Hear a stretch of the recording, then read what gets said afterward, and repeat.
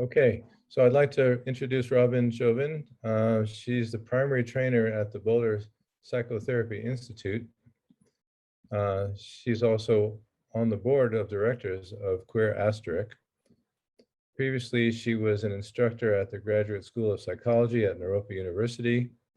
And as a licensed professional counselor, Robyn has had 27 years of experience in hospice and inpatient psychiatric care, and in her private practice, psychotherapy, working with individuals, couples, and groups. Robyn's approach and methodologies include applied existential psychotherapy, Gestalt, transpersonal psychology, and the Bani method of guided imagery and music. Robyn's particular interest is about working towards authentic connection with ourselves in the world. Please welcome Robyn Chauvin to Interface. All right, here we are. Hello, everyone. Thank you for being here. Okay. I don't know how many people I'm looking at, but it looks like a few. So I'm just going to dive in. The first thing I'd like to mention is I was telling Barry about this earlier, is the comma in the title of my presentation. It's gender, comma, identity, and the helping professions. And I will be talking about gender identities as a specific of identity. But I wanted to emphasize that identity is always there whenever we meet someone, both our identity and their identity, and what even is identity is something I would like to explore today too. And you know, because I'm a genderqueer, a lot of people will ask, a lot of people probably here are wondering, well, what do I know specifically about working with gender identity? And I'll get a little bit into that as I'm moving through the discussion. And I also want to invite any questions, comments, complaints, or anything that's coming up for you as I'm covering the topic. And Barry provided an older version of my paper. I'm just finishing up a revised edition of that paper where I talk about homophobia and gender identity from an existential perspective. And I'm going to be looking at things a little bit from an existential perspective today too. So bear with me on that, please. So what happens when somebody sits across from us, if we're meeting them to help them or in some way, and not what happens with us? Because when people ask me, like, how do I work with someone with some different kind of gender identity that then is the normally accepted gender identity, a queer person, a trans woman, a trans man, or something like that, my question immediately goes to, well, what happens with you when that person walks into the room?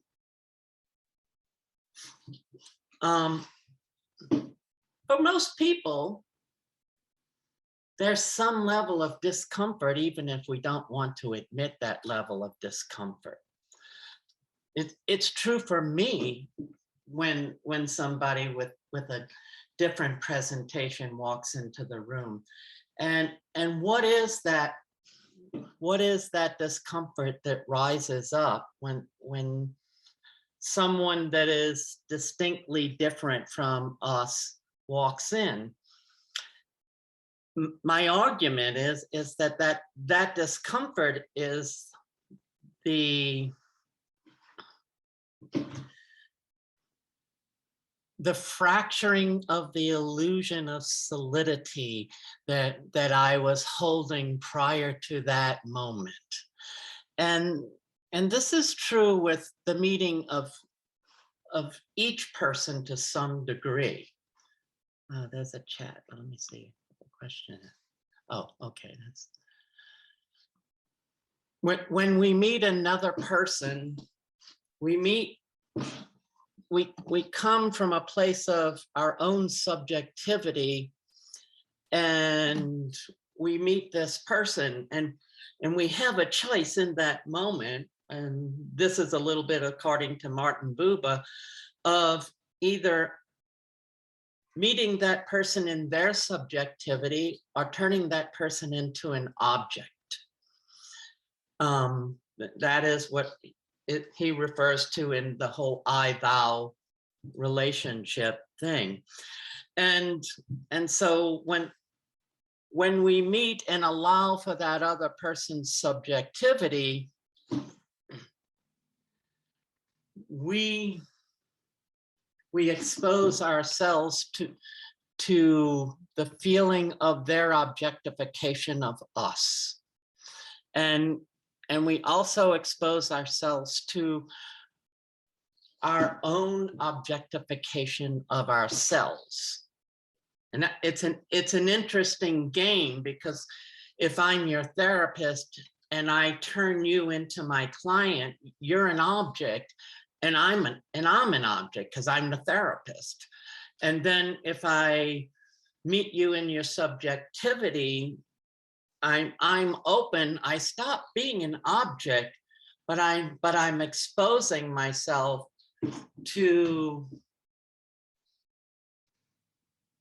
your objectification of me, and I'm also exposing myself to all the ways in which I objectify myself. So any helping relationship is an interesting and somewhat, I would argue, a somewhat dangerous exchange. And it's the very danger of that exchange that allows the relationship to become helping. Because it's,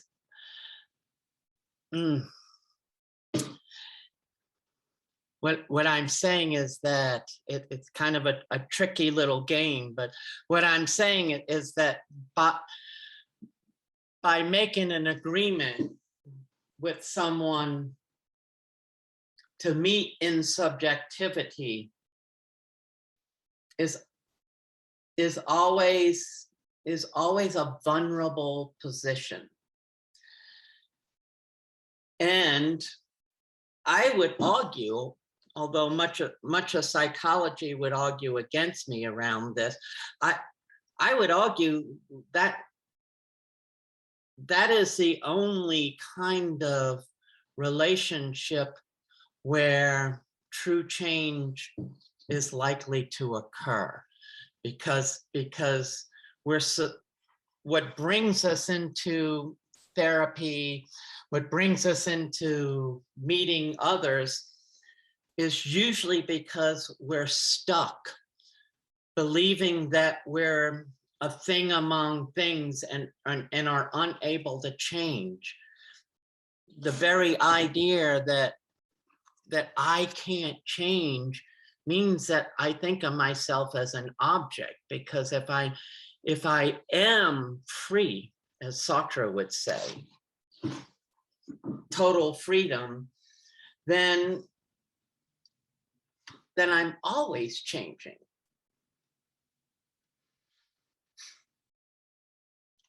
So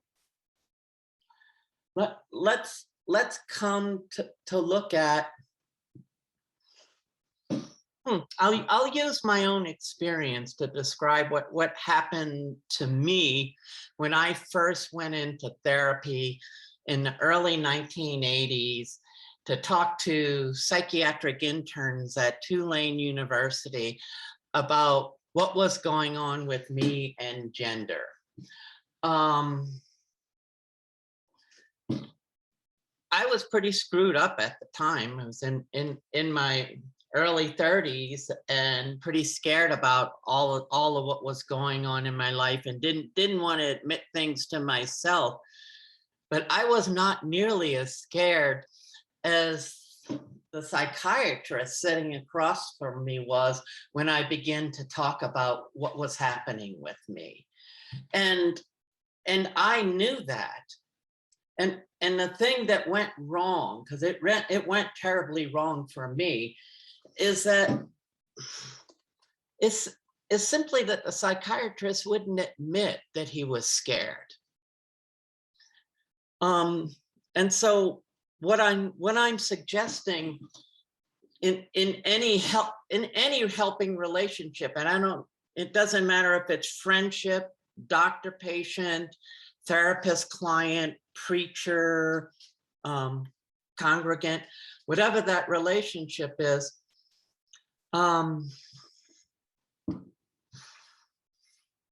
well, the Buddhist hat comes on, but a certain level of compassion for my own frailty is necessary. I have to, if I'm meeting you and there's something about you that I find disturbing, if I deny that to myself, then there's a lie between us, and you're going to sense that lie, and I'm in bad faith meeting you, and so I'm going to institute one of my many contact boundary disturbances, or if you prefer, defenses in my relationship with you, and put a wall between us, and we are not going to meet. And I'm going to be blocking my ability to meet you, because not because what you are disturbs me, or some aspect of you that disturbs me. It's just simply because I'm denying a part of myself and blocking that nature of my disturbance from my relationship with you. And I say that because I know that almost everybody I've ever met, including genderqueers, are disturbed by genderqueers.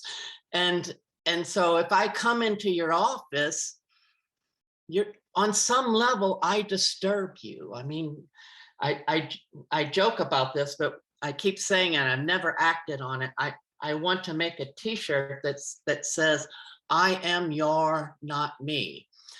Because I am what you don't want to look at in yourself. I'm your shadow walking up to you and saying hi. And I know that on some level because I've done a lot of work on myself and struggled and went through all kinds of stuff. But you know, if I hadn't done that, and I walk in and I see that you're disturbed by me and pretending like you're not, on a pre-reflective level, I'm going to pick that up, and that is going to be in the intersubjective field between us. That will be sitting there between us, and already you've lost me.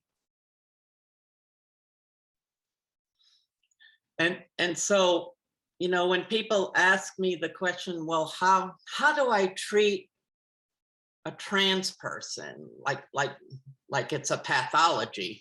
And again, this is me stating this, I'm not representing anybody when I say it, but I don't think there's any way to be an expert. There's some things you can know about if that person is coming looking to get a letter for surgery. you can know some procedures around that, but actually the whole letter for surgery thing, it's a trap for therapists, because the trans community thinks it's therapists are the gatekeepers now because of that, and it's really just a CYA for surgeons to say, oh, this person's okay for therapy, so they don't get sued for doing the surgery. So and each surgeon has their own thing about it. So it's really nothing that you really have to study. You can, and I would say it's the person's responsibility. It would be my responsibility to know what that particular surgeon's guidelines are, so that you could write that letter for me. And I, as a rule, I would say, never put anything in the letter that is not true. So if I'm coming to you for therapy, if someone walks into my room, it's just simply, well, have a seat and let yourself settle in. And then after settling down, well, tell me what's going on. It's not going to be any different than anybody else.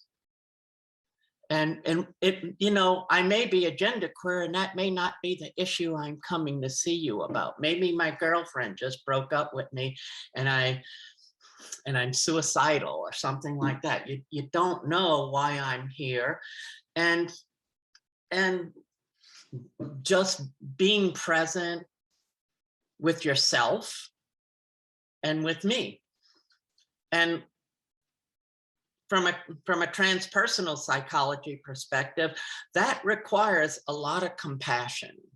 It requires a lot of compassion, mostly because you don't know me when I just walked in. Most of that compassion is going to be for yourself, so that you can actually really be present and be present for, ooh, what about this person I'm already having a kind of transference issue with, and what's going on with me? And instead of denying that, just entering into that process. So that's a little bit about gender identity and helping professions, and a little bit about gender identity, because I'm making a distinction that gender identity is a specific of identity. And what I say is, identity is going to be there. My identity and your identity will be there in any relationship, but especially a therapeutic relationship, whether that therapeutic relationship is in spiritual counseling or a medical practice or a friendship or whatever.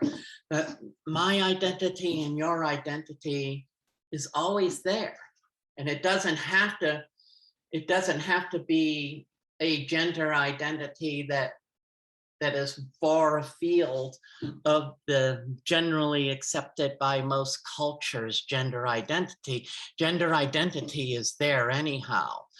And my argument about gender identity and the idea of male and female is that well, I'll say this, that identity is always in bad faith from an existential perspective, in that whatever I believe myself to be, whatever I think I am, is a result of consciousness turning back in on itself and saying, that is me. And the problem with that happening is that's an impossible task, because I can never see myself. I can only see what I was. I can have some idea from what I was and how I'm throwing myself into the future, and some idea of that project. But consciousness can never actually see itself, because consciousness is in the act of looking it can't be in the act of being seen at the same time. Sartre uses an interesting analogy to describe this as a horse is attached to a carriage, and there's a pole attached to the carriage with a carrot hanging on a string from the pole. And as the horse moves to get the carrot, it pulls the carriage, and the carrot is ever moving forward. And the horse never reaches the carrot. And that is really us trying to see ourselves in consciousness. And so the ego is the object of self-reflecting consciousness. So I think I'm this thing. And that is always a source of anxiety. So it's funny, the ego is formed for security, and because it's made up, there's always a little anxiety, and the anxiety is either going to be, I really know that I'm totally free and responsible for every move, everything I'm doing, everything in my life. And that is what existential anxiety is, that the fear of my own freedom. Or I know I'm lying to myself, and that house of cards could come crashing down anytime. And the primary component of that house of cards, my argument is gender identity. It's you know, if a woman is pregnant, generally speaking, the first question someone asks is it a boy or a girl? And then we ascribe all these characteristics to what a boy and a girl are. And different cultures have different characteristics. Like an Italian man, the characteristics of manhood would be slightly different than someone from rural Colorado, for instance. You know, Italian men can kiss each other on some level. You can't do that in rural Colorado. And nobody really fits into a clear, concise definition of what our culture says is male and female behaviorally, and the way we present ourselves in the world.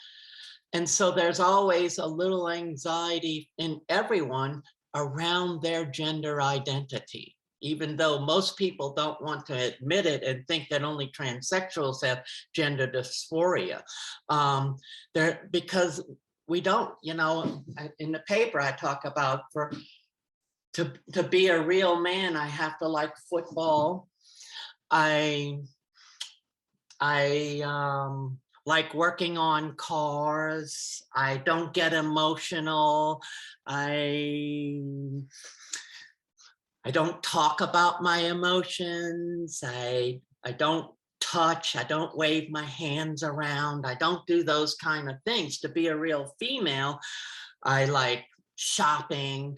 I like having babies and talking about having babies and spending hours talking on the phone and knitting, and nobody actually fits all of those components. So everybody within a culture is always a little bit of a sexual suspect.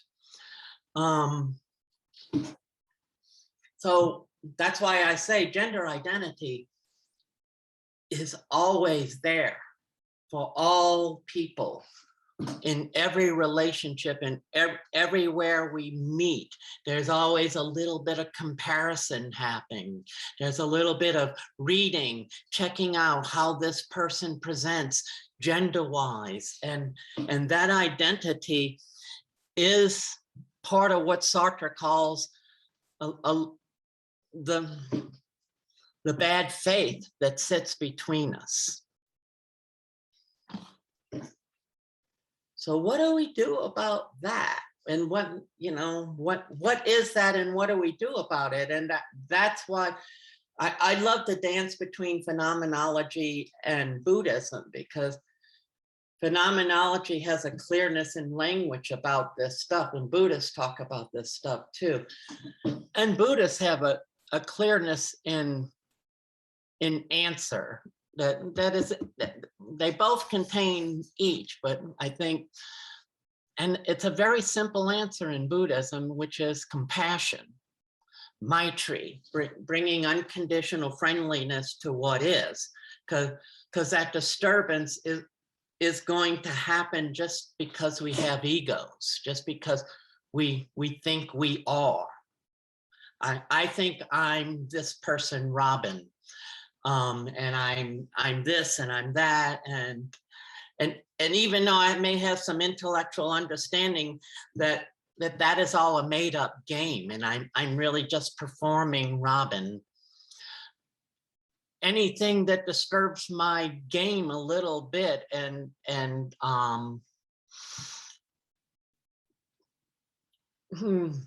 just lets me know that I'm fooling myself a little bit, disturbs me. And, you know, I can't speak for you, but I suspect that's true for each of you too. And so what happens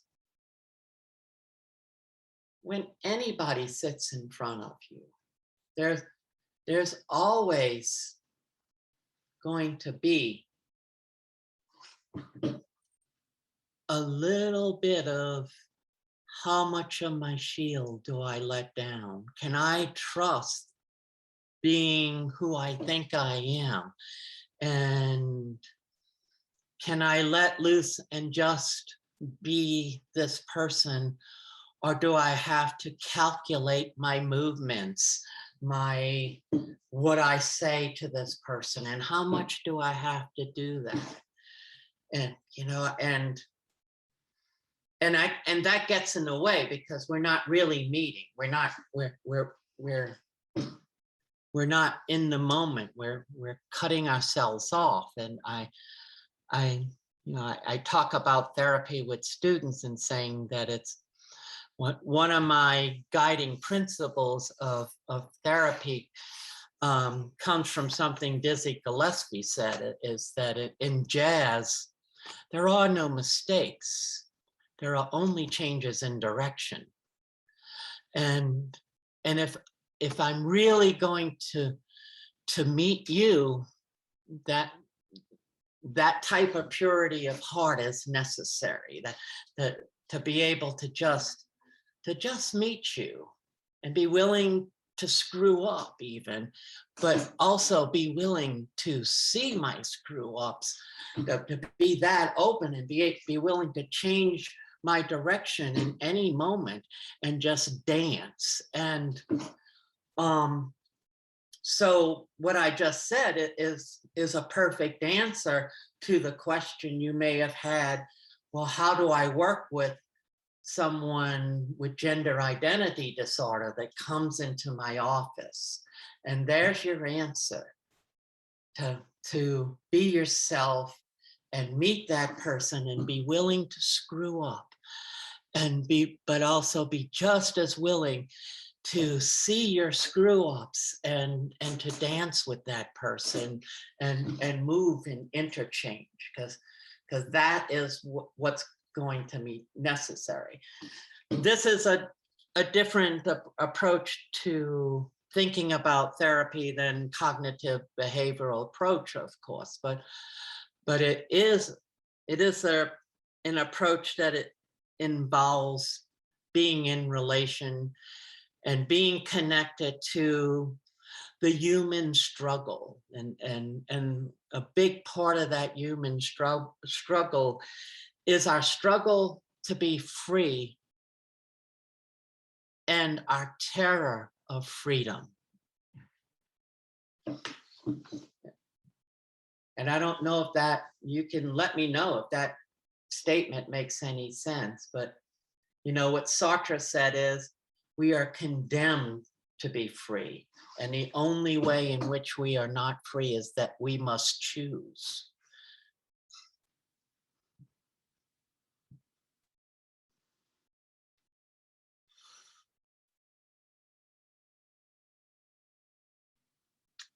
can be very tangential, and I'm going to be.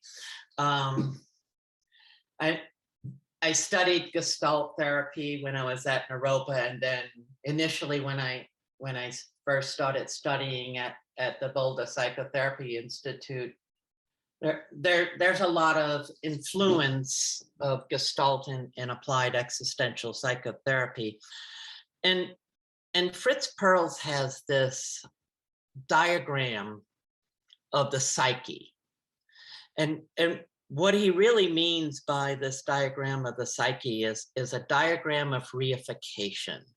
And so he talks about the layers of the psyche, and I think there's 5 of them.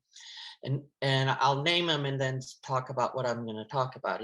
There's the phony, the phobic, the impasse, the sterile void, the fertile void, well, there's the 4 explosions and then the fertile void. And the first 2 layers, the phony and the phobic, those are the layers of reification. Those are the layers in which we make ourselves a thing among things. Those are the layers of what Sartre calls bad faith. And what Sartre means by bad faith is, well, Dr. Betty Cannon, who's my colleague and friend, describes the 2 poles of bad faith. One is trying to be a fact in the world without freedom. And the other is trying to be freedom in the world without fact. So what that means is that we are free, and we are always free in the context of the situation in which we are thrown into. Our socioeconomic status, our race, our biological gender, all kinds of other little things, our health, many little things are the facticity of the world. That is the context in which we are free. And then the first form of bad faith, trying to be a fact in the world without freedom, is what most of us see when people are struggling. Depression would be an extreme form of that. But and feel if you're stuck, you're a fact. You made yourself into a fact in the world, and trying to be free without fact.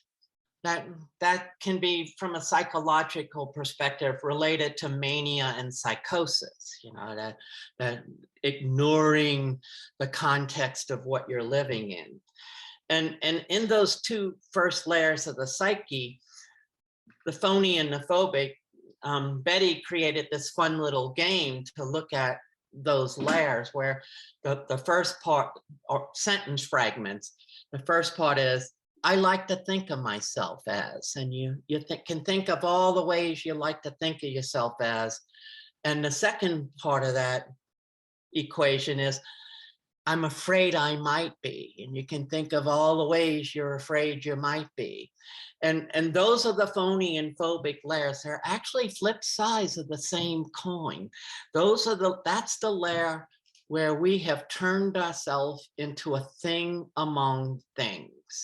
And I would argue that most psychotherapy, the function that most psychotherapists look at, is trying to move you from the phobic layer to the phony layer. So that you can get to the part of, I like to think of myself as. And I think it's a fatal error, because deep down inside, we know when we're lying to ourselves. And we're going to keep struggling with that. And so the idea is to recognize that, good or bad, I'm still trying to be a fact among a thing among things. In what Sartre calls being in itself. Like this bottle was manufactured to hold water. Its essence is a container that holds water, and that's what it is. What freedom is, and or the nature of human consciousness, is what Sartre calls being for itself. And that is the being that is always in the process of becoming. I'm in every breath, in every moment, creating who I am. My statement is, identity is not a noun, it's a verb. It's a process, and I'm always in the process of becoming Robyn, and all the different things that I think Robyn is, and I'm always in that process, and never can quite get. There's always a little bit of nothingness between actually consciousness and the for itself type of consciousness, and what I believe Robyn to be, because Robyn isn't real. It's I'm performing Robyn.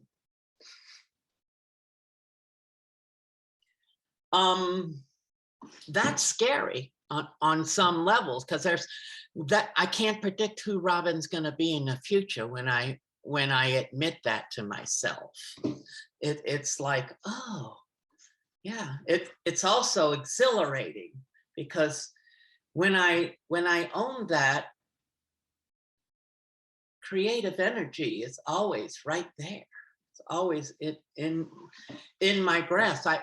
And if I'm playing music, I am the music. If I'm Robyn playing the music, I'm not the music anymore. And if I'm a psychotherapist, if I'm doing psychotherapy, I am psychotherapy. I am this relationship. If I'm Robyn, the therapist, then I'm not there, and I'm practicing. And the quality of those two things are vastly different. And the anxiety that comes up from knowing, because the moment I turn myself into Robyn, the therapist, then I have to do it right.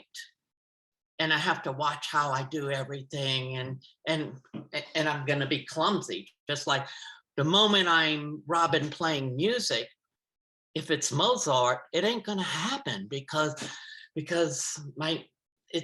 the flow is not going to be there. The music is not going to be there. I'm going to be thinking about the fingerings and where my lip goes, because up until recently I was playing French horn, but I had to quit for health reasons. But that all that technical stuff is going to hang me up, and the music won't happen. And so that is the nature of what happens when I'm coming back. I'm circling back to the layers of the psyche now. That is the nature of what happens when I can finally let go of the phony and the phobic. But that's terrifying as hell, because what happens, Pearls describes it very, very nicely. Then I feel stuck, because I've entered into what Sartre calls double nothingness. And that is, I can no longer be who I thought I was, and I can no longer be who I thought I was becoming.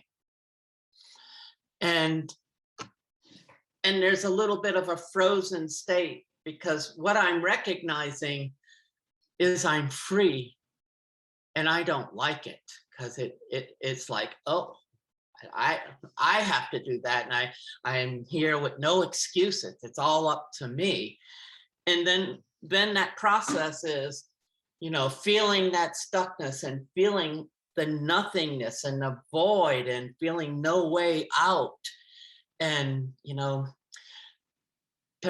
Chodron has these great titles to her books, and there's one of them is the wisdom of no escape. And because there is no way out when you get there, other than, as Pearl says, then going through. Because if you accept your freedom and move into that space of nothingness, that is the space where creation happens. That is the space of creativity and freedom and expansiveness. So it's interesting I get there from talking about gender identity. But all identity ultimately is the same. Gender identity is just more prominent than other identities. And they are our safety traps. That the ego is necessary to function in the world. I think I may be correct about this, I'm not sure. That something that Sartre would call the necessary lie. To turn myself into a thing, it's maybe that is the original sin, the necessary original sin, because without an ego, I'm psychotic. And yet, if I believe my own lies too much, I'm frozen and stuck. And I'm what Sartre calls the spirit of seriousness. And I would argue that bigotry is a clear manifestation of the spirit of seriousness. It's a thing among things, and it's a belief that I have some a priori value that I did not earn, but it's just mine as a birthright. And that's also privilege, and it's addictive as heroin, or even more addictive than heroin. And it's really hard to recognize when we're drinking of that poison, because it's in all of us to some degree or another, some more than others. But to enter in a state where you, like if I'm a white supremacist, for instance, and I say, I'm white and therefore I am superior, and I know I'm superior, and this is my land and I deserve to have it just by the nature of my whiteness, and I'm solidly fixed in that. That is the extreme of the spirit of seriousness. That is an extreme case of that. And we're all on the spectrum of that somewhere, though. We all live, there's no avoiding bad faith in what Sartre calls bad faith. And I would argue, I don't know if Sartre ever got there to arguing this, that it's necessary.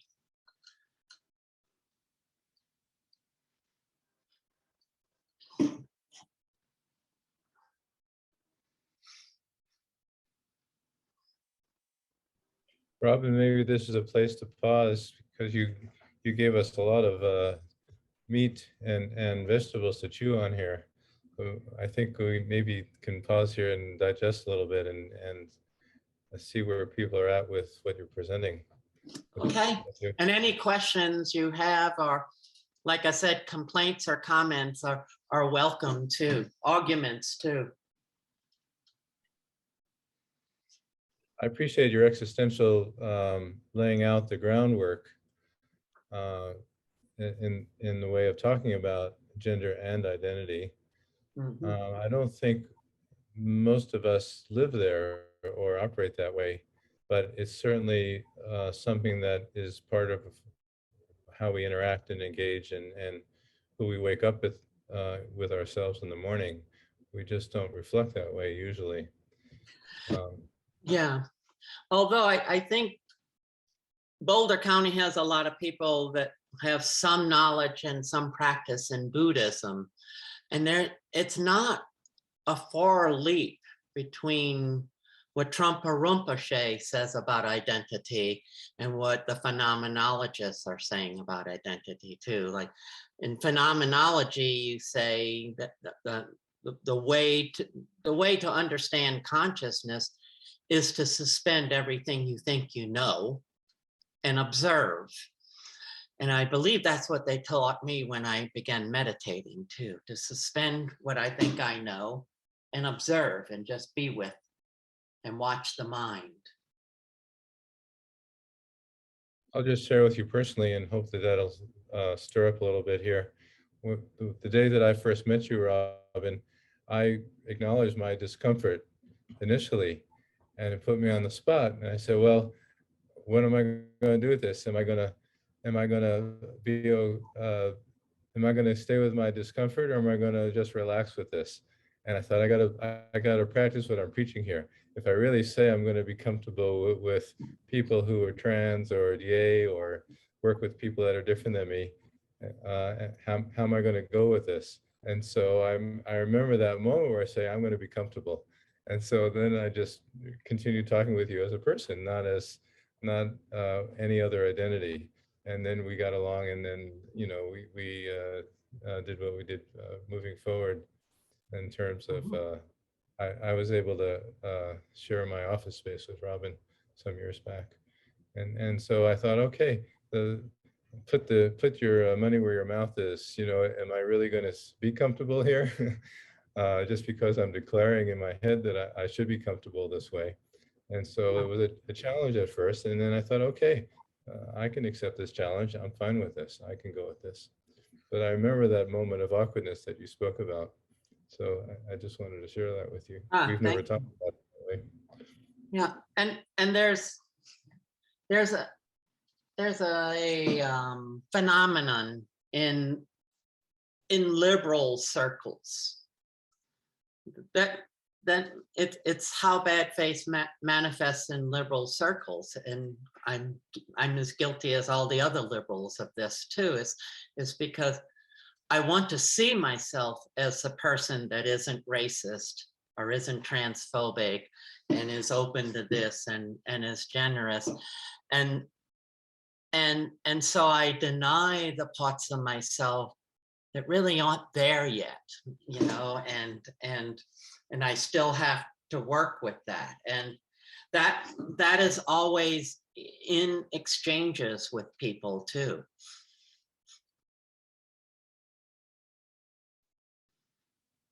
And I personally believe that those things are much more important than any techniques I could talk about, or any suggestions of using the right pronouns and things of that sort, because we all know on an energetic level how someone is meeting us. I appreciate that so much. The rest of you, please unmute yourself and join in here. What do you have to say?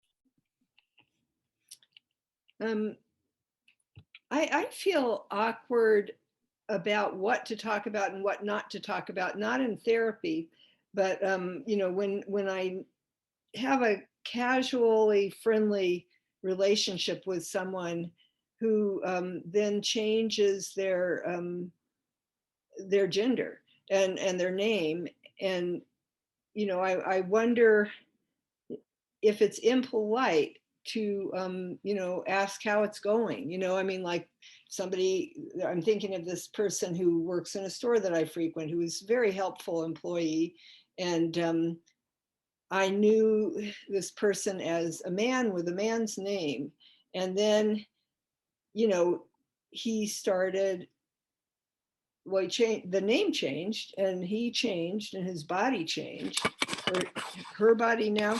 But that all felt really, I mean, I didn't have any problem just shifting to calling him by the new name, but it felt awkward to, you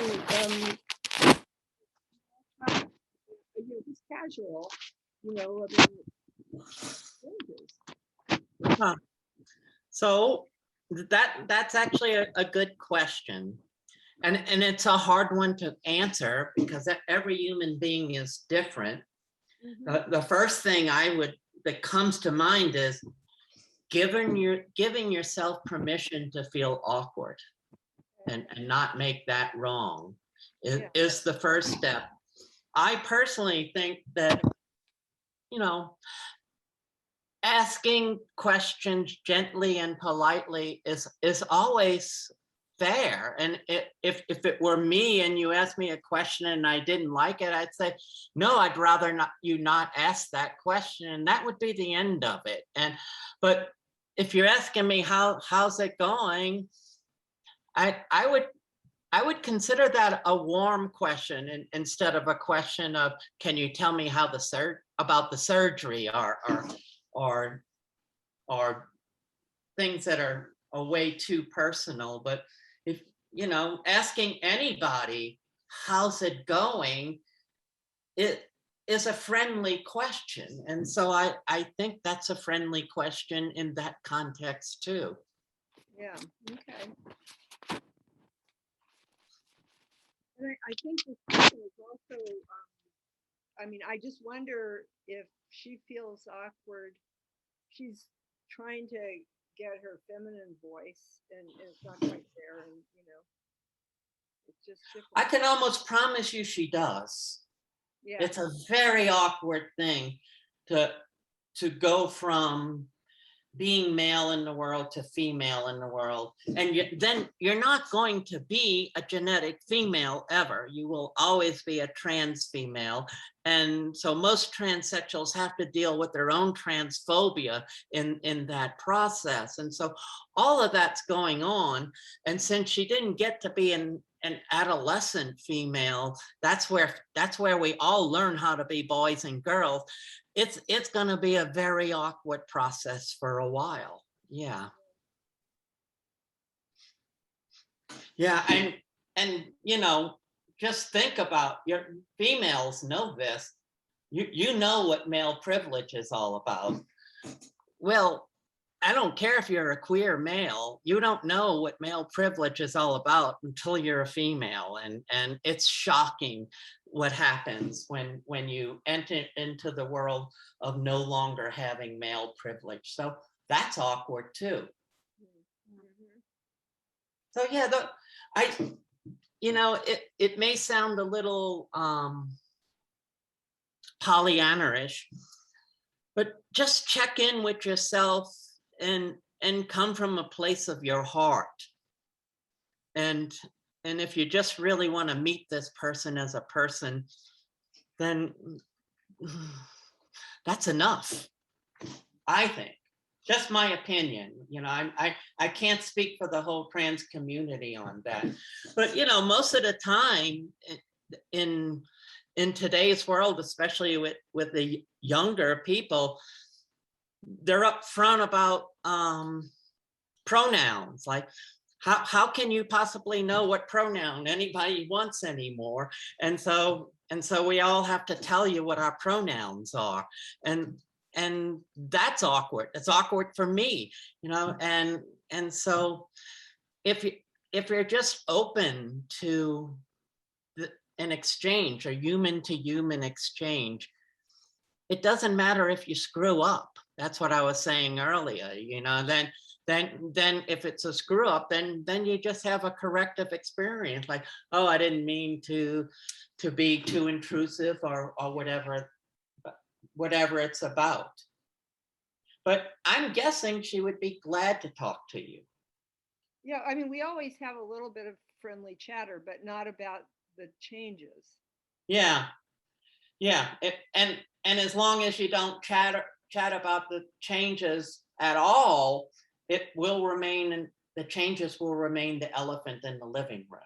Ah, right. That's the part that I was sort of asking about. Yeah, like you can ask, is it okay to ask about how you're doing with the whole change thing? And, you know, you can say, does to me, even in hindsight, it seems pretty daunting.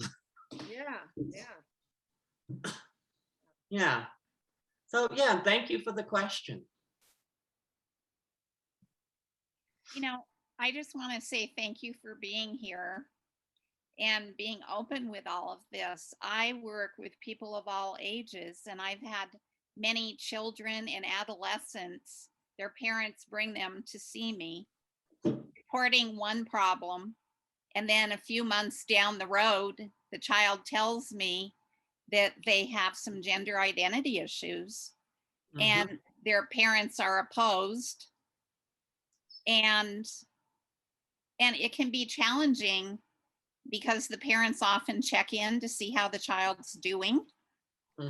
And in some ways, it's sort of a, sacred cow that we can't talk about what's really going on. Right. And I end don't up envy your dance. Yeah, and I feel like I end up supporting the parents in sometimes they're very sad and very torn about what's happening. And the child wants to be supported in the direction they're headed in. And I do that, but it's a bit of a mystery, how it's all going to evolve. Because most of these people are under the age of 18 and the parents are opposed to surgery. They're opposed to all kinds of things. Yeah, a good resource for you is Queer Asterisk. I don't know if you know about that organization. No. They do trainings and they have support groups for parents, and they've grown exponentially. They have many therapists. They're kind of, this is a shortcut kind of statement. They've kind of become the queer mental health center of Boulder, of Metro Denver area, actually. Okay. All right, thank you. Yeah, that's a really different. I've worked with children in psych hospitals prior to transitioning, and you can make all kinds of progress with children, but then they have to go home. Right. Yeah. I know. Can you repeat the name of that resource? I didn't get it. It's queer, the word queer, and asterisk. And Barry just put up the website link on chat. Thank you. They're a wonderful organization. I'm on their board of directors. I'm also just recently, because they got so busy, volunteered to do supervision for some of their interns. Oh, great. Yeah. Robyn, I think as a therapist working with some trans folks, there's always this misunderstanding and curiosity that's in me. It's like I need to hear how they're doing, sort of piggybacking off of Kathy's comment. It's my uncomfortableness because I don't know how they're doing, that I want to find some comfort in. Not that I really need to know how they're doing. It's more like, how does this work, right? I don't have that. I haven't gone through that experience. So some of that discomfort is the lack of understanding that comes because we don't have more of that background relationship about what happened. How did that person get there? Yeah, well, it's different for everybody. That's part of it. I don't know. When I was studying the Bonnie method of guided imagery in music, which is an altered states therapy, and your eyes are closed, and my trainer was the head of music therapy at Temple University, Dr. Ken Bruscher. He gave me this instruction on how to guide people in guided imagery. And I think it's such a beautiful statement that it applies to all therapy. And what he said is, imagine that you're blindfolded and you're holding your client's hand and you're asking, where are we? And so it's just things like you don't know. You can never know what my experience is, but what's that like for you? and those kind of questions. What's it like for you? And be curious, and because it's scary, you know that, because talk about feeling the look of the other upon you when you start walking out into the world in a different gender, you feel everybody's eyes.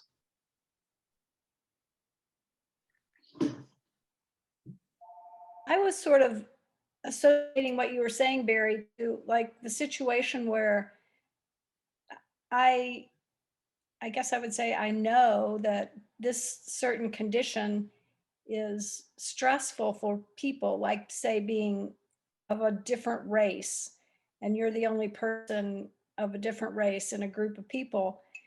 And the thing that makes me, yeah, it's like the only problem is you want to ask the person, how does it feel to be Black in this white environment or something? But I've had the experience of asking that of people who, and it's making a mistake. Maybe they're telling themselves, this is no big deal. This is not a problem. This is, they're not seeing that it's kind of got to be a problem in some way, but not in the way they're configuring things. And so it turns out to be a mistake when I ask that question, but that's okay. And it's okay. Although I would encourage not asking what's it feel like. I would just ask, what's it like? What's it like? Yeah. If they want you to know, and if you're in a therapeutic relationship with someone, they're generally coming in because they want you to know what it's like to be them. And so that you can get some sense of what it's like to be them, and they can get some sense of what it's like to be them, and figure out what to do with that. Yeah. I think the way I actually asked in this incident I'm remembering was something like, has it been hard for you? And that was not the right way to ask. Yeah, because there's a little bit of an assumption in that question. Yep. Yeah. But it's just like, what's it like? Yeah, tell me about that. Mm-hmm. Yeah. And it's not, and you can't know from that person what it's like for all Black people. It's just that one Black, or for all queer people, it's just that one queer person. And everybody's experience is going to be individual. Yeah. I appreciate so much what you're saying, Robyn, about the importance of how to ask. It's the same as if you're talking to someone who was just diagnosed with a terminal illness, or someone who had a child who was murdered. If you haven't had that experience, you hear it, but your body doesn't know what to do with that. And you have a kind of a traumatic nervous system reaction inside of us, and we're looking to resolve it. And we want that person to tell us what it's like, so we know what to do with that disruption or that impact. Yeah. And when it's really our job just to sit in it, and in those kind of moments. I mean, I worked a lot of years in hospice, so it's just a matter of, you can tell me what you wish to tell me about what it's like to be you right now. Similar to if someone's having hallucinations and being psychotic, you can just hang with them, and all of a sudden the tension goes away, and now you're just two people having an exchange of different experiences, and being able to hang out together rather than trying to diagnose or fix or change, or you're just saying, oh, isn't that interesting? What's that like? I had the joy of being a creative arts therapist in a psychiatric hospital, and I worked with a lot of psychotic people, and I got to just go in and play. And I could enter into their psychotic world, and then they could come back to my world, and we could have an exchange with one another, and it was delightful. And they trust you like no other, because you're okay with it. They can feel your comfort level, and then they can be free to weave in and out. knowing that they're not being judged or it's okay. There's no reason not to. Yeah. I used to joke with them and say, you know the difference between me and you? I have keys in my pocket. I have one additional question. Okay. Parents frequently say to me that they feel like gender identity is contagion at this point in our time, in our history, that all these kids are thinking this, and this is probably something their child will quickly get over. And I really don't know how, I can empathize with, well, it's certainly different than when I was a teenager, those kinds of normal responses, but I don't know how to be helpful in that moment, I guess. Well, gender identity is a contagion. And the contagion is that we conform to the culture's gender identity. And it has shifted a little bit since you were a child, but not as much as people think it's shifted. It's just that kids have been getting permission to be slightly more honest. Right. When I was a kid in the 1950s, if I came out, I wouldn't be sitting here talking to you now. Mm-hmm. As it was, I was bullied extensively, even though I wasn't even out. Yeah. So yeah, and I don't think you want to push back, because that never works. Right. Just ask and just say, well, that may be true, but then again, then why not let your child explore and play with this idea, and instead of fighting with them. Right. Because if you fight with your children, they're just going to put their feet down and want to do it more. I know. Right.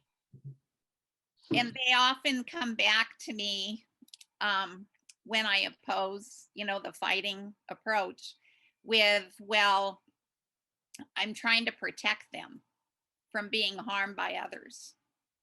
Yeah. Yeah. And I understand that impulse, but. Yeah, but that's not true. That's a lie. They're not trying to protect them. They're trying to protect themselves from being the parent of a freak. Mm-hmm. Mm. Mm-hmm. But you can't fight with the parent. That's why I say I do not envy your position.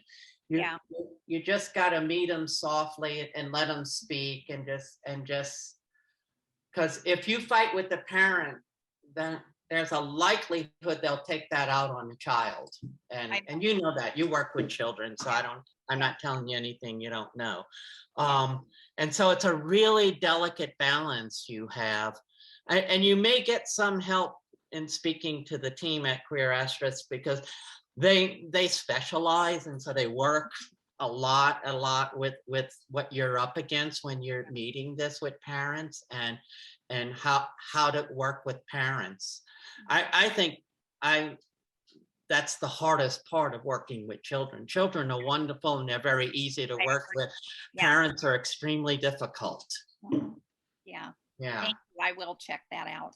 Yeah. Well, I'd like to introduce myself as a parent of a teen who is working with gender issues. Okay. First came to my attention when my biological female kid at 14 made it known that they wanted to use they them pronouns, and then by a couple of years after that wanted to upgrade to he him pronouns. And at some point in there, I wasn't living in Boulder then.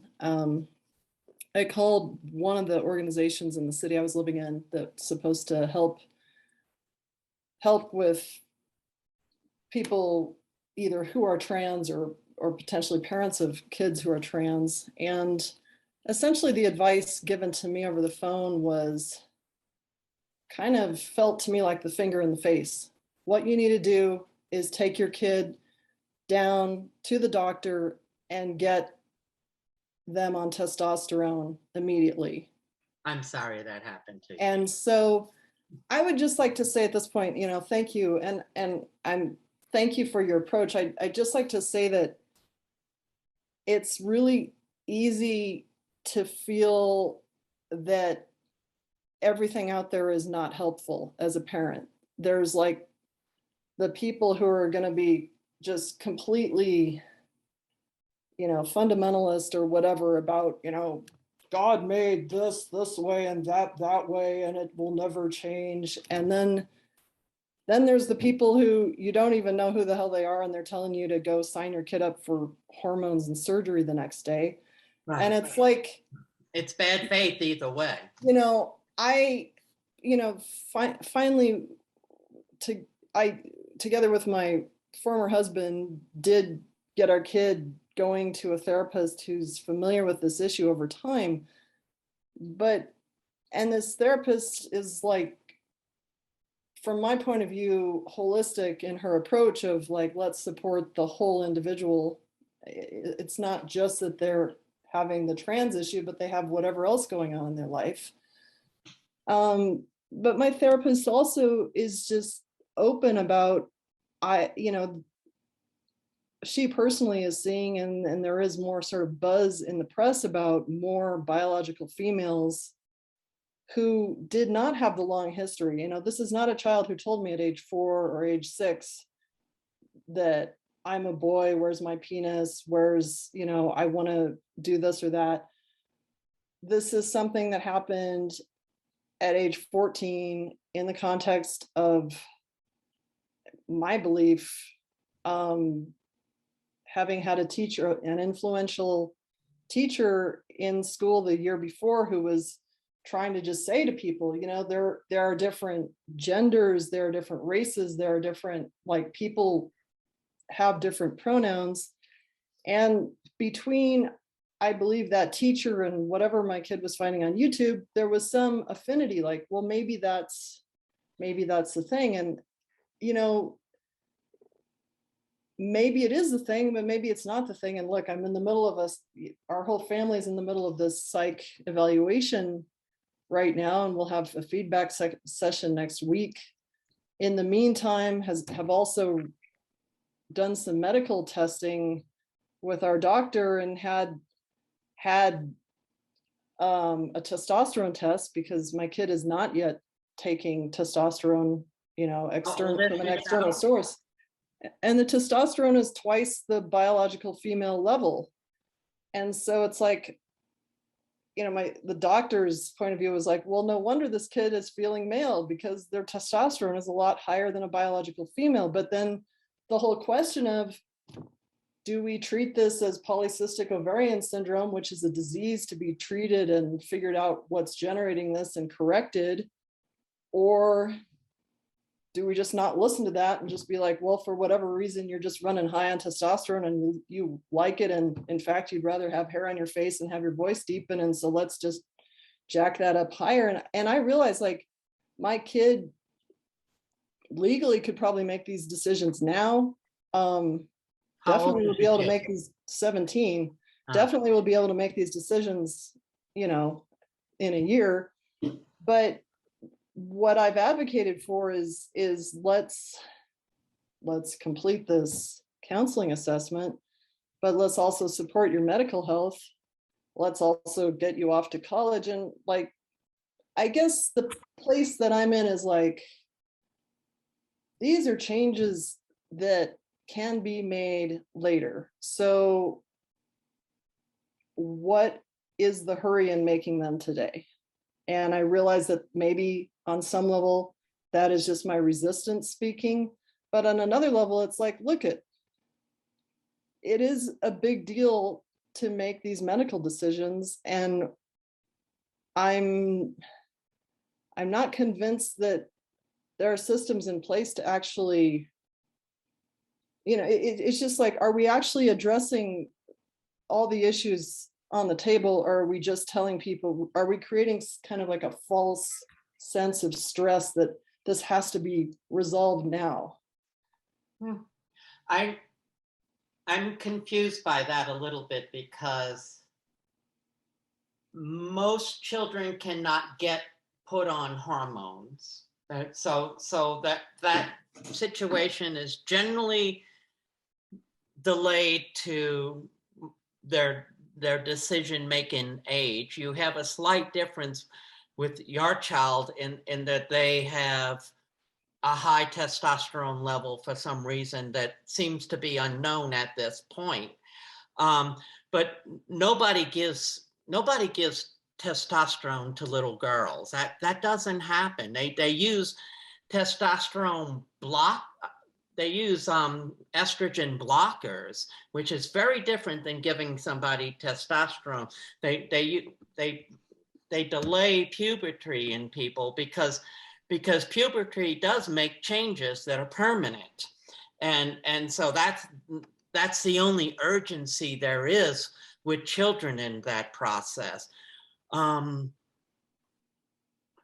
would not have recommended, I don't know what that organization was. I would not have recommended medical treatment before. Let's see what's going on with this child. Let's get this child into therapy and see what's really going on with their identity. I mean, that to me seems like a more holistic approach, but what I have heard is there is a argument to be made, and I kind of understand this, that not every family, not every individual is affluent enough to support counseling. And so therefore, aren't we telling poor people, Medicaid?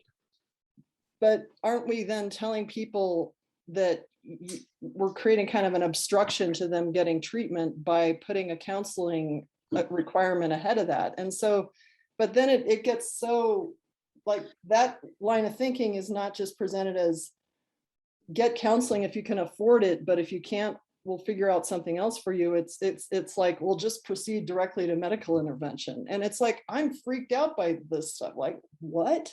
Like, well, again, Queer Asterisk takes Medicaid, so you can be dirt poor and get therapy there. okay.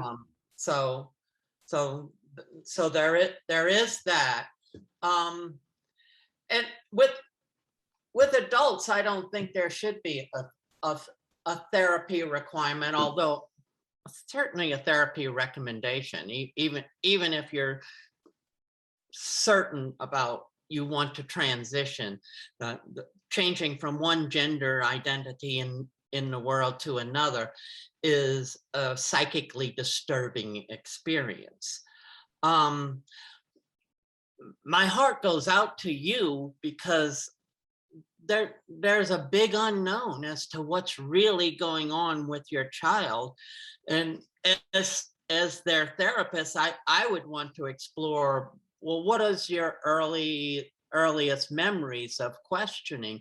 Because it would be very unusual to have your first questioning coming in around 14 years old. And maybe it's because there is something going on that upped their testosterone levels and changed their brain. I don't know.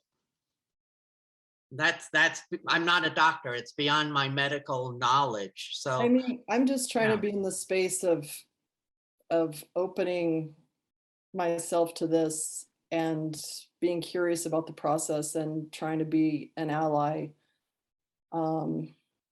And just also, to me, a bigger question is what, like, I don't know if I can put this out there, but like, would transitioning even exist in the way it does if the rest of the culture were more at peace with gender fluidity?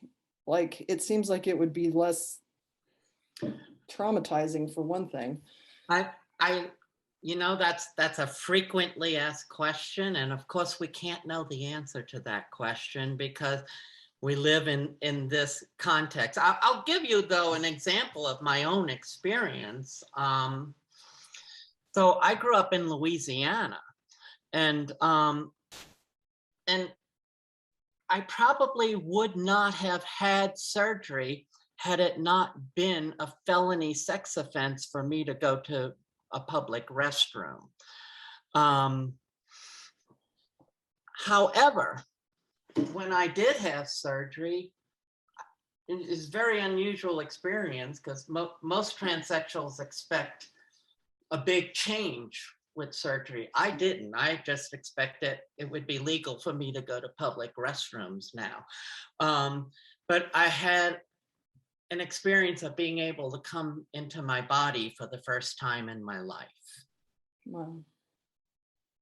And I was in my early 40s at the time. Mm. So it's hard to say. I think with anybody I work with, I don't jump to surgery.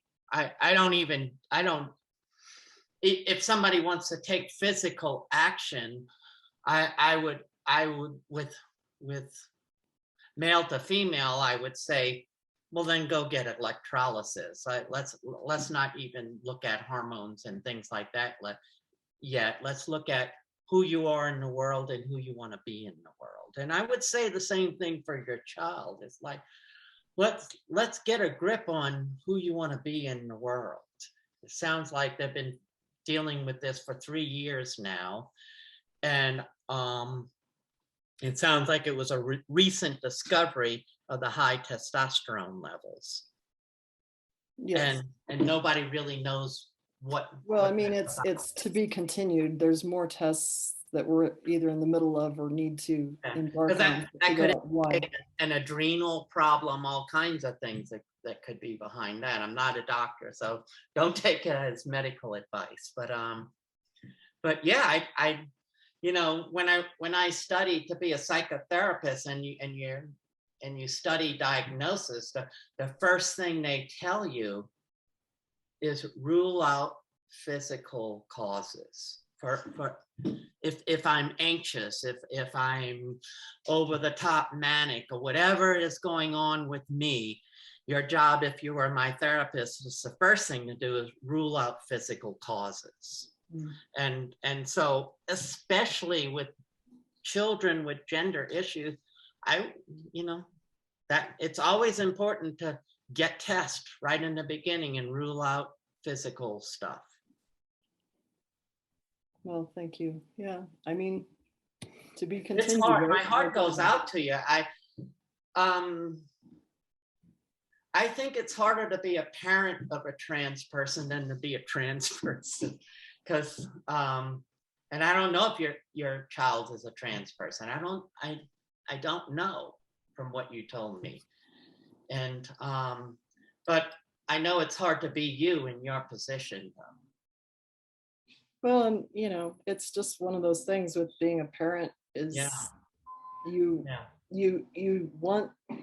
hope you want the best for your kid, but like you were saying, it's also a mix of your acculturation and what you're used to and what makes you fearful. And anyway, I feel more sense of peace that we at least have some support in the community, and that we're at least working with people who I think are trying to increase my kids' like resiliency in general, and I guess not create like an artificial rush to resolve the gender identity thing. Yeah, because that's foolish in my opinion. There's no reason to rush anything. I mean, that said, they're going to school with a he, him pronouns and a boy's name. So like, yeah, but that's okay. Things that have happened, but it's like some of the rest of the stuff, the medical stuff, I think needs to wait a bit. So. Yeah, and I don't argue with that. Puberty blockers, I would say, sure, but it doesn't sound like they need them if their body is already producing testosterone. Yeah, I mean, my kid got his first period at age 12, so it was already 2 years past that this was introduced to me as a subject, and Yeah, it's, Yeah. Yeah, but it's a very unusual case that you're describing, and it's hard to know how to move forward. And I'm glad you got medical experts looking at what's going on too. thank you. All right, thank you for that.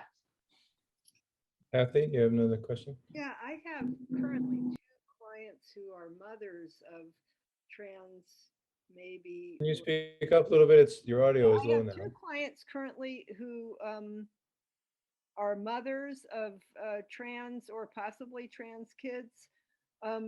And it's been really, really difficult for these clients. One of them is less, it's less difficult for her than the other one. But one of them, the child, the young biological girl, who is now a grown up, she's 18, but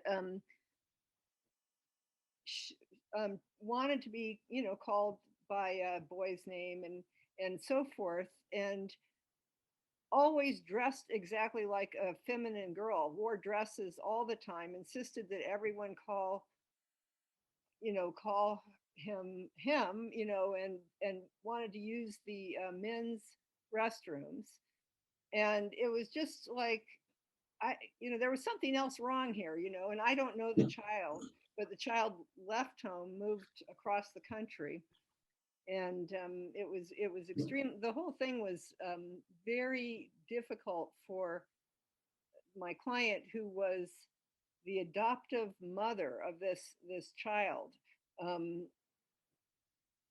because the child was always furious at her for not getting pronouns right, or slipping up on this and that, and would scream at the mother, and it was just really hard.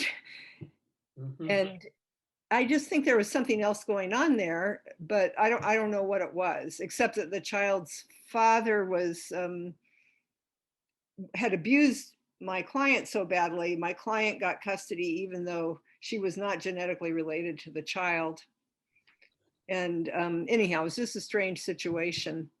And the other parent, the child has, the child isn't clear about it, because sometimes she's she and sometimes she's he, and uses both 2 different names depending.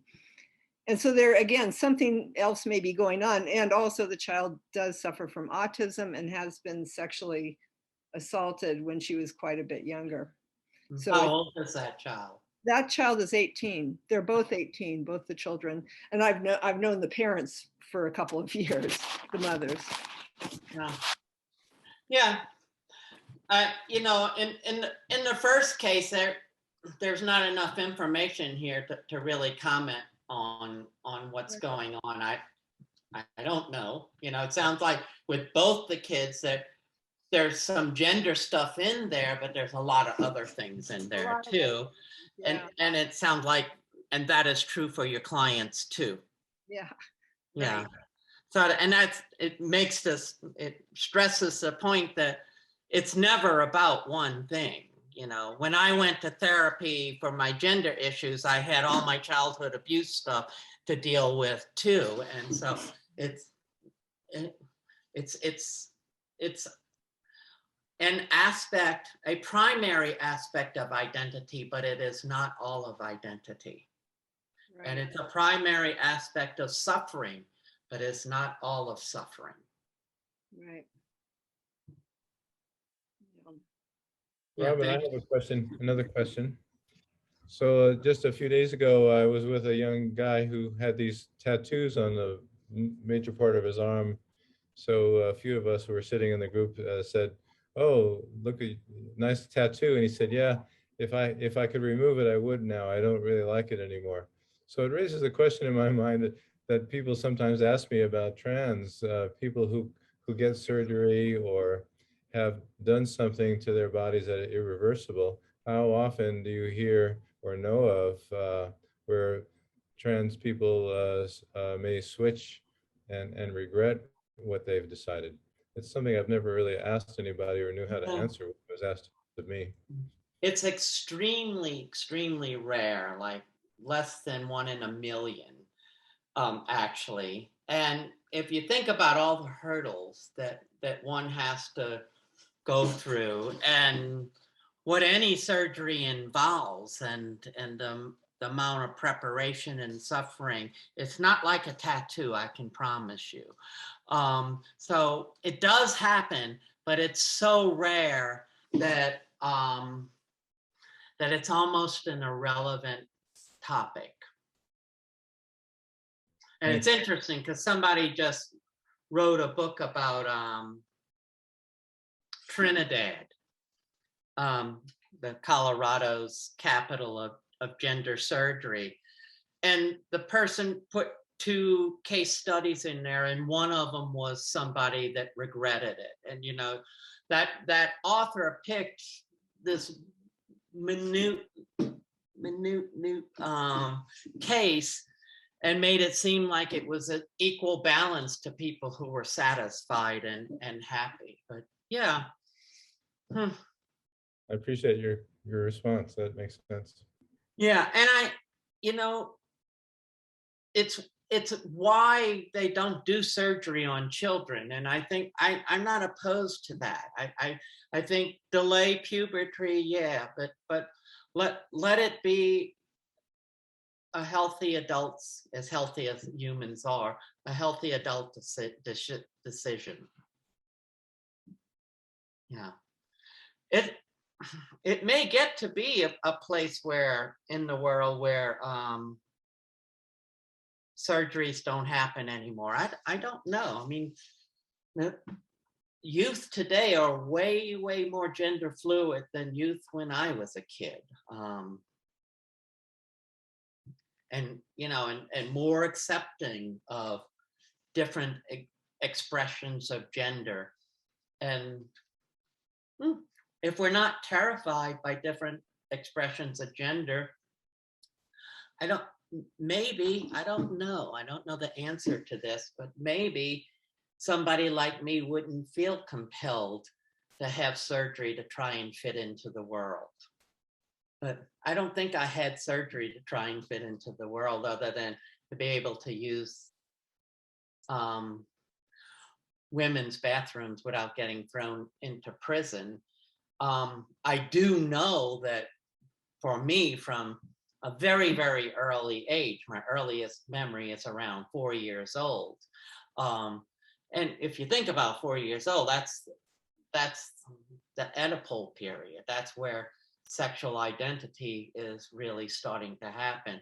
And I remember thinking something was amiss there, and I'm supposed to be female and I'm not, and I don't understand this, and I should be able to go out in the world and express myself as a female. But every little experiment I did around doing that got me in trouble, so I knew that I better not do that.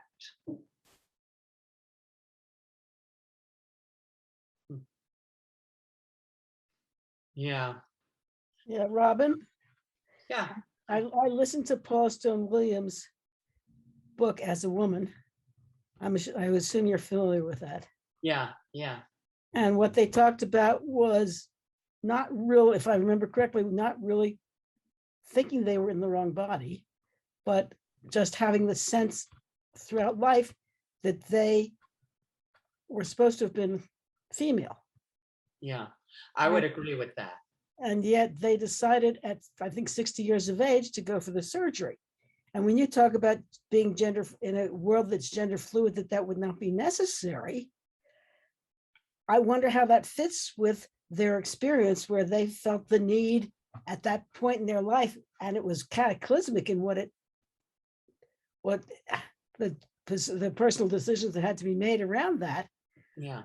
And yet they were convinced at age 60 of the need to make the transition. Yeah. And what I say is I don't know. I said maybe, but there's no way of knowing, because we don't live in, and I don't even know if it's possible in our current evolutionary state to achieve something like that. I think as beings, we would have to evolve a great deal more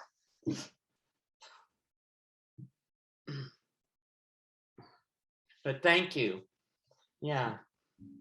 Yeah, at 60, I thought I was old. I was in my 40s and I had been married for 20 years. And I transitioned while working in a psychiatric hospital. Can you say something, Robyn, about your family's adjustment? They didn't. They've never accepted me. Hmm. You have children? No. No. Kind of knew. My wife knew too. You know, we talked about it, and it was always hanging over the relationship that, yeah. And I jokingly say we got divorced over an argument over plumbing.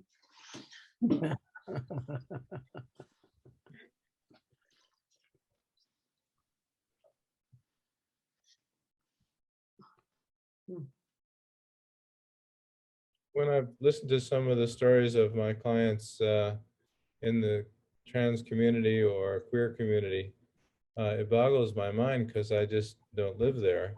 But I remember a gentleman who told me he could be pregnant because his partner and he were having sex, and it made me a little dizzy to try to think about the mechanics of how that worked.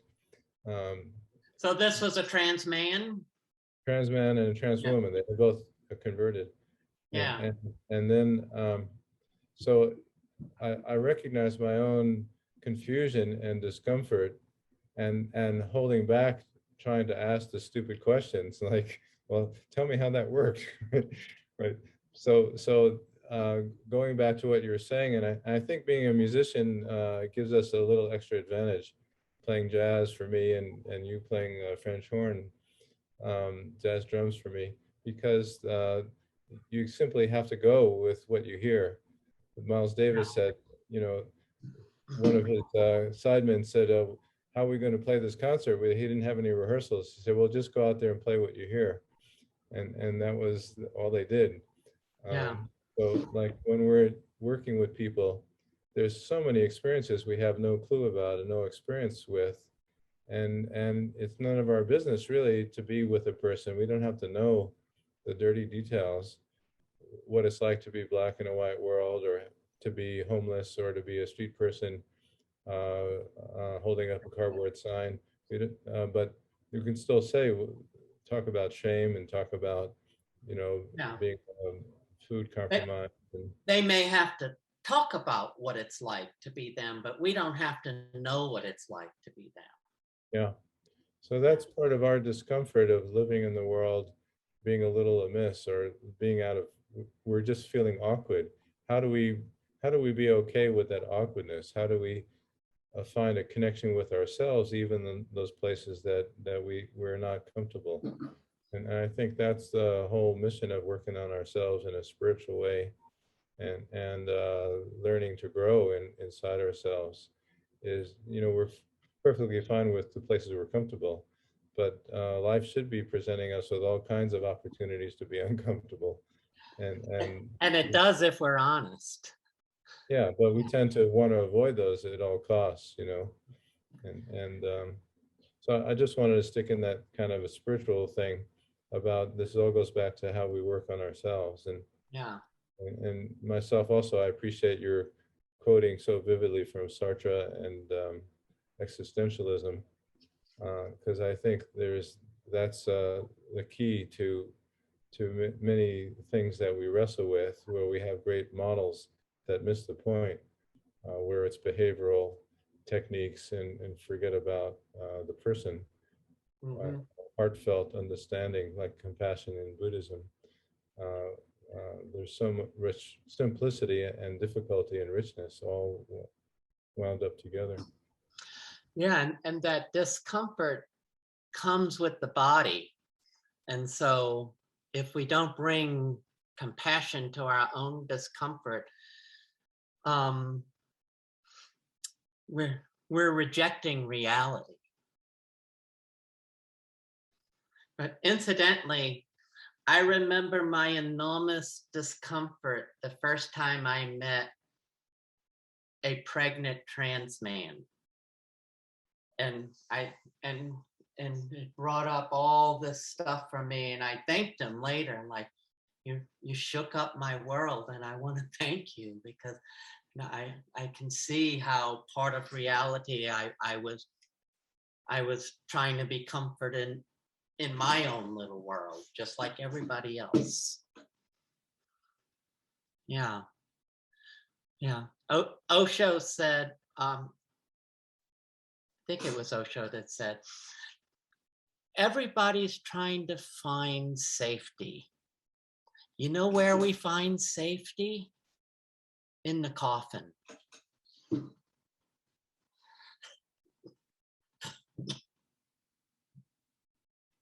Nice. Yeah. So, yeah. So different genders, in summary, kind of brings up discomfort.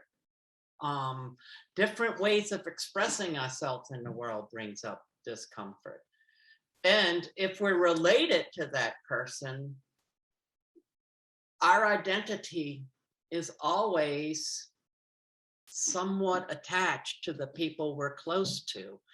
And so then what they do says something about me, and that brings up discomfort.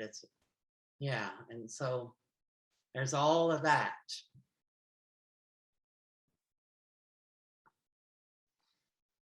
It reminds me of the similarities in working with someone who has acute or chronic pain,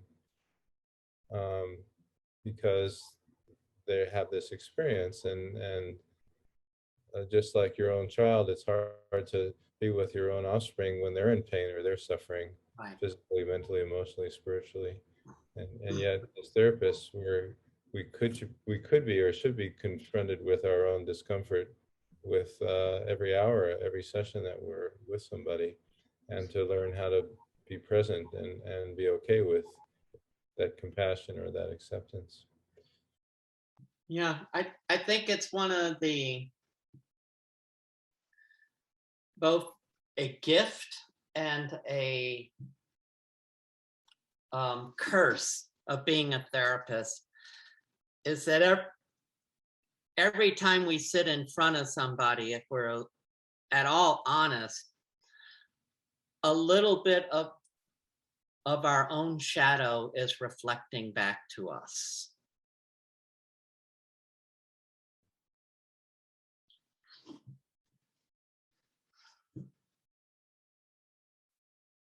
And another plug there is about the practice of mindfulness, where we could potentially be monitoring our own moment-to-moment adjustments or reactions or blocking or acceptance on all those different levels when we're with somebody, when we're with another. Yeah, I think I'm advocating that. Yeah, yeah, and I'm a big fan of Martin Buber and the whole idea of having that contact and withdrawal, that meeting with an open heart and meeting the human, what he would call the sacred presence of that person. And yes, I'm in a process as a professional. I'm going to withdraw from that and step out and look at what's going on, but then I go back into it, and it's a gentle dance from heart to heart. Mm-hmm. I like it. Nice. Any other questions, thoughts, comments? There's a few people that are. I think I only see a few people left. Huh? Yeah, I just some wanna say- people. I was sorry to have come in late. I had a brain spotting consultation group until noon, so I Oh, joined okay. you late, but it was really nice to have been here for as much as I was. I'll have to catch the recording to catch what I missed. All right. Well, thank you for coming. It's a delight. one of my closest friends is, I've been a support to her as her child has transitioned from female to male. When they went from middle school to high school, they transitioned from female to male. Ah, And it's been quite a journey of supporting both the child and the mom. And yeah. it's been an honor to have been involved in their life. Yeah, the mom has to change who she is too in the world when that happens, huh? She's been so present with her child right from the very beginning. It's Yeah. really been beautiful to be a support and watch that process.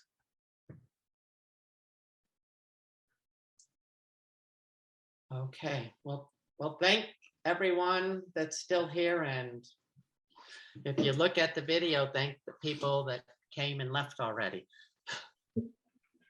I'll edit the video and make the link available on our interface webpage, which is featuring you, and I'll send you the link as well. Thank you, And, Barry. this was a very rich and revealing session. I so appreciate your being able to share your personal life and your philosophical life, and being able to address some of the questions that people here on this Zoom have had. To me, I feel nourished by this conversation. So thank you for doing this so much. Thank you, Robyn. It was really helpful. Thank you. All right, let's pause here. I hope you can all join us again next month for our next session, and you'll be getting the emails if you're on our list. So thanks, everybody. Let's conclude here. Thank you, Barry. All right, take good care, everyone. Have a good weekend.